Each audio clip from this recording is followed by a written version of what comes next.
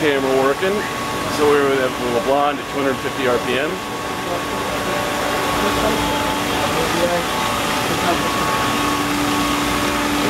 That's a precision finish program.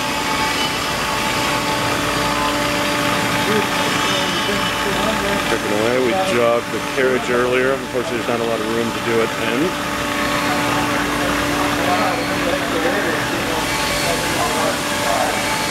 There's the tracer and the heavy-duty tailstock.